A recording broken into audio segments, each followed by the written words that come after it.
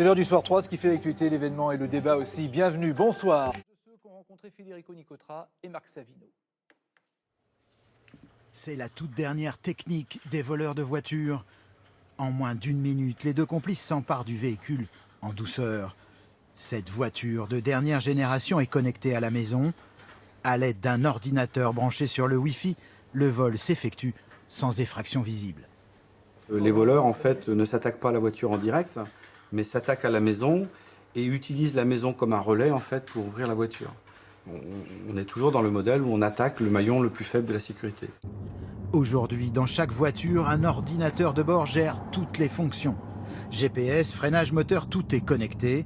Cet entrepreneur breton nous montre qu'avec une simple carte achetée dans le commerce, n'importe qui peut prendre le contrôle.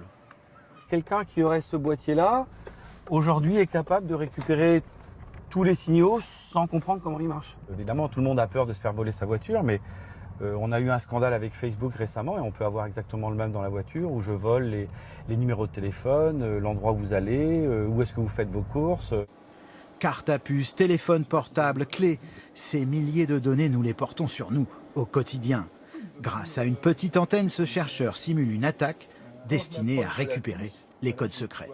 Avec celui-ci ou d'autres dispositifs, on va pouvoir mesurer l'activité dans les puces électroniques et en déduire, à part des calculs assez compliqués, des valeurs secrètes qui sont manipulées par la puce électronique. Alors, Alice et Bob se mettent d'abord... Ce savoir-faire est maintenant directement transmis aux étudiants de l'Université de Bretagne Sud.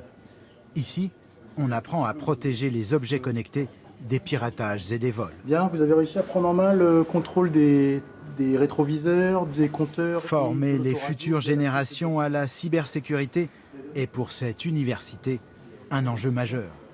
Le niveau de menace a évolué et on utilise de plus en plus ces objets connectés dans des contextes où on ne le faisait pas avant. Donc notre vie repose sur l'utilisation de tous ces dispositifs électroniques et informatiques et donc on se doit de les sécuriser.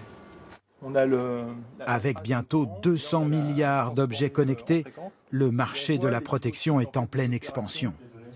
Cette petite entreprise bretonne travaille déjà pour la plupart des constructeurs japonais et américains.